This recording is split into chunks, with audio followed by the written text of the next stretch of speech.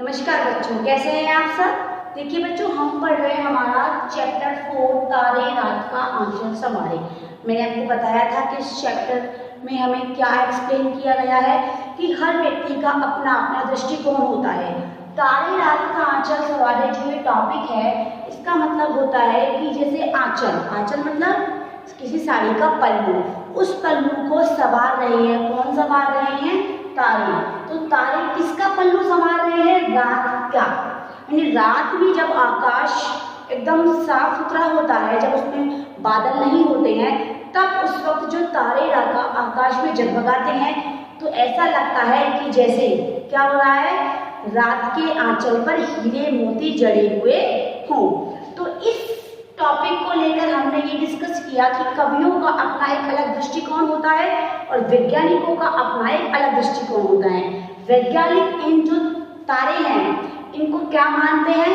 खगोलीय पिंड, और एक्चुअल में होती भी यही है, लेकिन कवि इन्हें क्या मानते हैं? काव्य सौंदर्य की अनुभूति। तो देखिए, इस चैप्टर के हम मौखिक प्रश्न कर चुके थे, अर्थग्रहण संबंधी प्रश्न कर चुके थे। तो आज करते हैं हम इसके लघुत्तरीय प्रश्न। तो देखिए, पहला लघुत्तरीय प्रश्न है, कवि ने रात्रि में चमकते तारों की उपमा किन चीजों से दी है? यानी कवि ने जो तारे रात में टिमटिमाते हैं उनकी उपमा किससे दी है? आप जानते हैं उपमा क्या होती है और उपमेय क्या होता है, जो हम कर्मधारय समास में डिस्कस करते हैं। एक विशेषण होता है और एक विशेष्य होता है। तो देखिए इसका आंसर, कवि ने रात्रि में चमकते हुए तारों की उपमा, कवि ने रात्रि में चमकते तारों की उपमा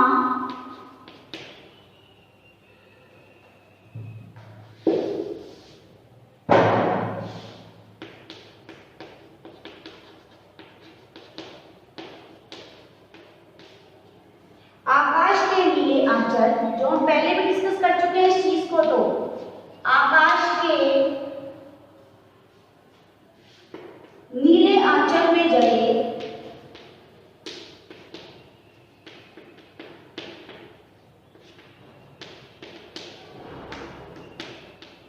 हीरे मोतियों से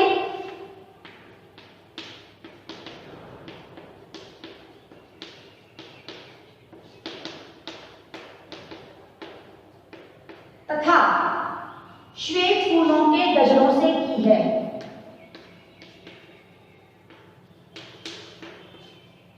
श्वेत फूलों के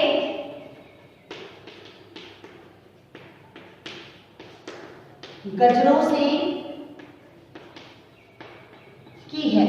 इस क्वेश्चन के आंसर को हम हमारे मौखिक प्रश्नों में डिस्कस कर चुके हैं कि आकाश में जड़े हीरे मोती कैसे प्रतीत हो रहे हैं आपको? खगोलीय पिंड, जैसे आकाश के आंचल में हीरे मोती जड़ गए हों। और इसके अलावा श्वेत फूलों के गजरे, क्योंकि तारों के जो समूह होते हैं ना, वो एकदम जैसे सफेद फूलों का गजरा होता है, जो गजरा जो लेडीज हैं वो अपने बालों में लगाती हैं, जूड़े में या फूले बालों में, तो वो गजरों के जैसा लगता है। क्यों लगता है?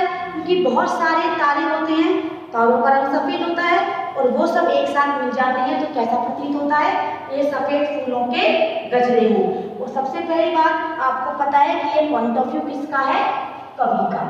समझ आ रही है बात? नेक्स्ट क्वेश्चन देखिए। नेक्स्ट क्वेश्चन है, सूर्य के विषय में आपने क्या जाना? यानी इस चैप्टर में हमने चैप्टर पढ़ा, तो सूर्य के विषय में हमने क्या जाना? आप सबको पता है कि सूर्य एक तारा है। सूर्य एक तारा है और तारे में कौन कौन सी गैसें होती है ये हमने पढ़ा था, हीलियम और हाइड्रोजन।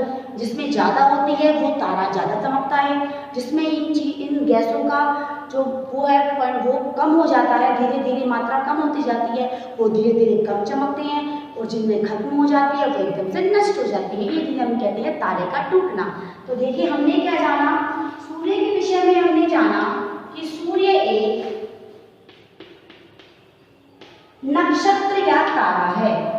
सूर्य क्या है? एक नक्षत्र या तारा है। ये तो हम साइंस में भी पढ़ते हैं, सन इज ए स्टार। तो देखिए इसके पास स्वयं का प्रकाश है, इसके पास स्वयं, स्वयं यानी अपने आप का प्रकाश, स्वयं का प्रकाश है। सूर्य ही पृथ्वी के निकट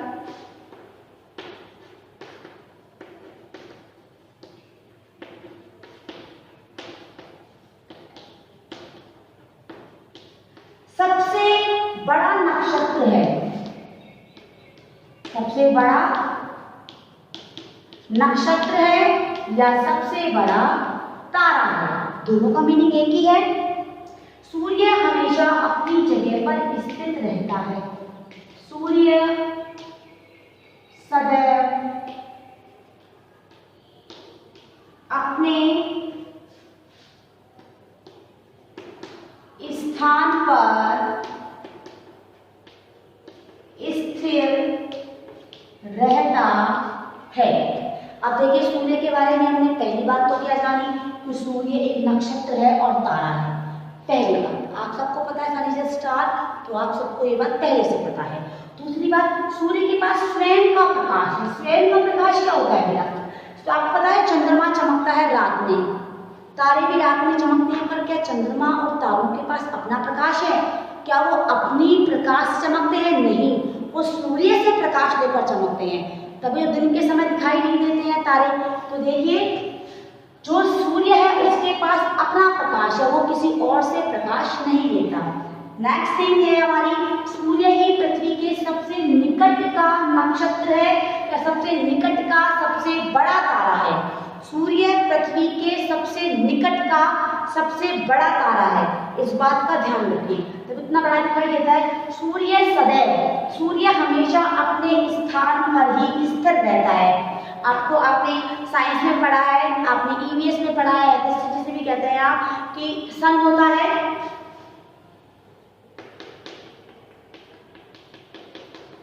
और इसके पास 8 प्लैनेट्स हैं। कितने प्लैनेट्स हैं? 8। और इन 8 प्लैनेट्स में जो थर्ड नंबर है वो है हमारी अर्थ का। किसका है? अर्थ का।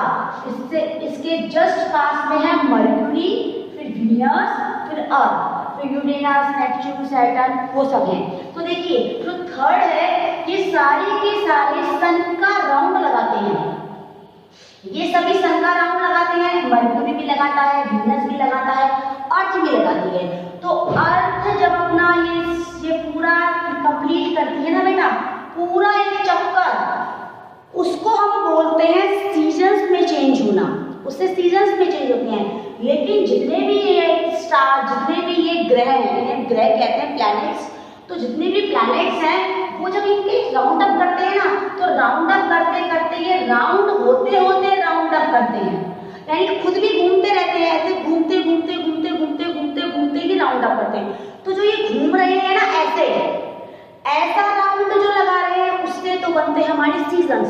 लेकिन जो ये धीरे धीरे धीरे धीरे जो घूम रहे हैं ना, इस धीरे धीरे घूमने से बनते हैं डे और नाइट। समझ रहे मेरी बात को? यानी एक मिनट रुको, जैसे मान लो ये आपका सन है और ये आपकी अर्थ है, ठीक है। अब ये अर्थ इस सन के राउंड ऐसे लगाएगी, ऐसे ऐसे घूमते हुए, ऐसे ऐसे घूमते। समझ रहे मेरी बात को? यानी यहाँ से मान लो यहाँ से स्टार्ट किया तो ये घूम रही है, राउंड कर रही है, पर राउंड करते हुए राउंड कर रही है। तो जो राउंड ये खुद कर रही है ना अपनी एक्सिस पर, उससे बनते हैं डे और नाइट। और जो ये राउंड एक्सिस पर करते हुए एक राउंड लगाएगी पूरा, उससे बनते हैं हमारे सीजन्स।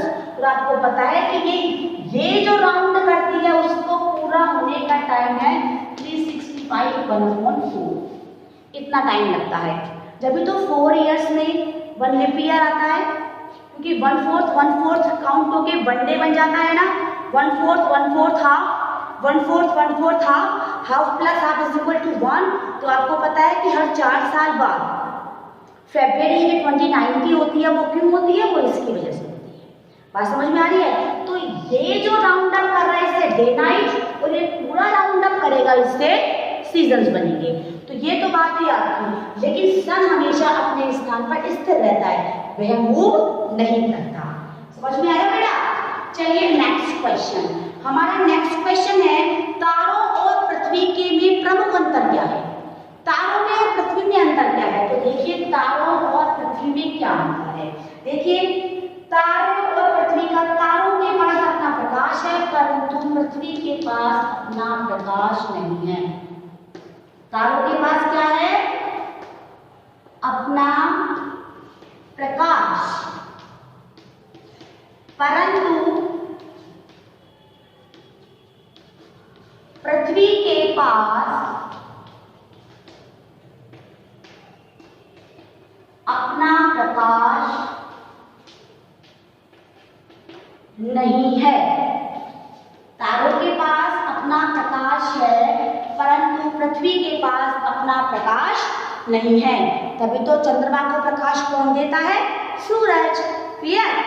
चलिए नेक्स्ट क्वेश्चन, तारों में कौन कौन सी गैसें पाई जाती हैं। मैंने बताया आपको तारों में मेन हीलियम और हाइड्रोजन पाई जाती है, इसके अलावा भी कौन सी होती है, चलिए देखते हैं। देखिए तारों में हीलियम और हाइड्रोजन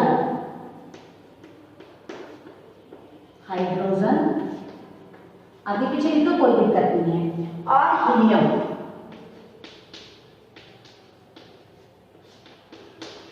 गैसें पाई जाती हैं। ये बताया था आपको, हाइड्रोजन और हीलियम गैसें जिस तारे के पास ज्यादा होती हैं वो ज्यादा तेजी से चमकता है, और जिनमें इनकी मात्रा कम होती है वो कम चमकते हैं, और जब इनकी मात्रा धीरे धीरे कम हो जाती है तो ये धीरे धीरे नष्ट हो जाते हैं। ठीक है बेटा, अब देखते हैं इसका नेक्स्ट क्वेश्चन। नेक्स्ट है सूर्य का निकटतम नक्षत्र सूर्य से कितनी दूरी पर है। सूर्य का निकटतम नक्षत्र जो है, नेक्स्ट क्वेश्चन कर रहे हैं बेटा हम, सूर्य का निकटतम नक्षत्र कौन सा है, बताइए आप। सूर्य का सबसे निकट का तारा कौन सा है, चलिए इसका आंसर हम ही करते हैं। देखिए सूर्य के सबसे निकटतम नक्षत्र सूर्य से करोड़ों मील दूर है।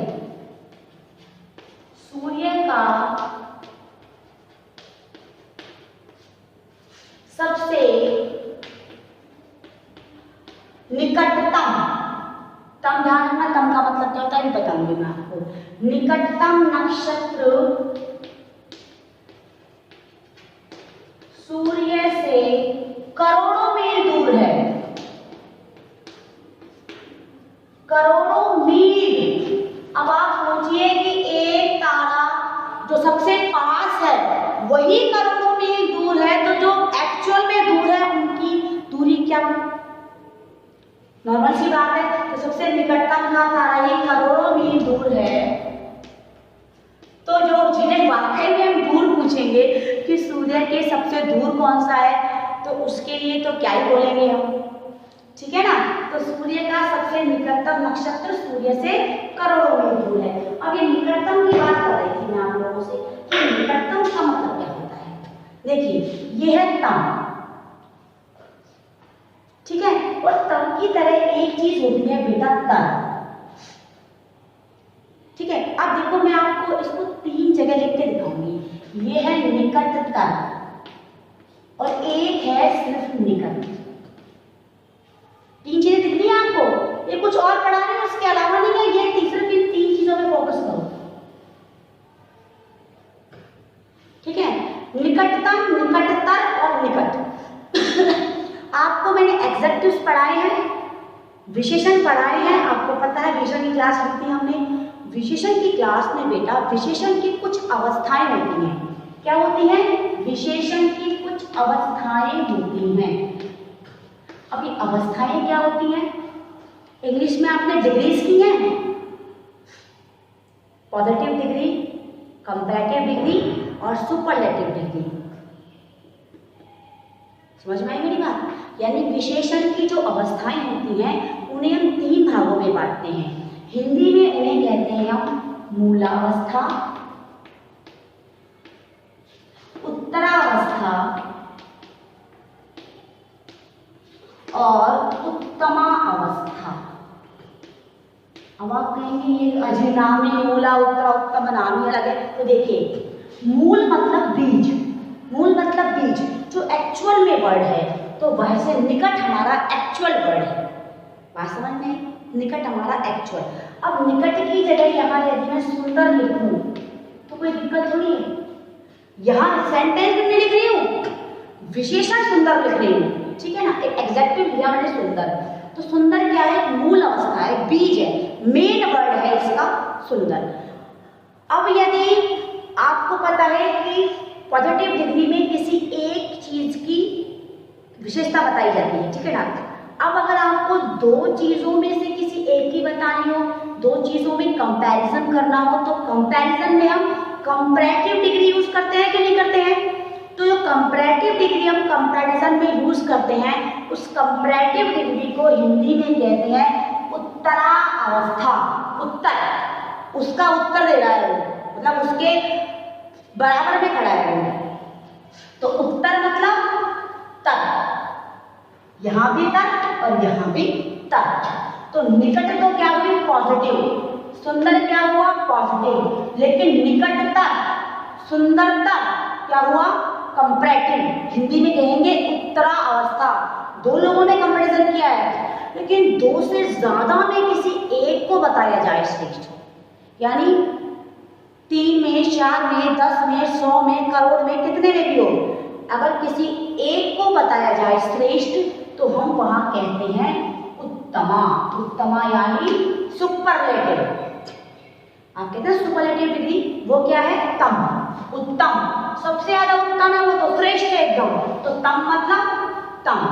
तो यहां होगा निकटतम और यहां होगा सुंदरतम।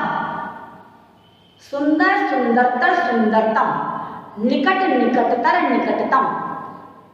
पॉजिटिव, कंपैरेटिव, सुपरलेटिव, मूलावस्था, उत्तरावस्था और उत्तमा अवस्था। ये शॉर्ट टॉपिक था, मैंने इसमें इंक्लूड इसलिए किया ताकि कई बार हमें रीडर था ग्रामर के कुछ टॉपिक्स भी क्लियर कर लेने चाहिए, ताकि छोटी मोटी जो नॉलेज होती है वो हमें आती रहे। आई थिंक आपको ये क्वेश्चन आंसर्स और ये जो मैंने बताया आपको क्लियर हो गया होगा। आज की क्लास में इतना ही बच्चों, thanks and have a nice day.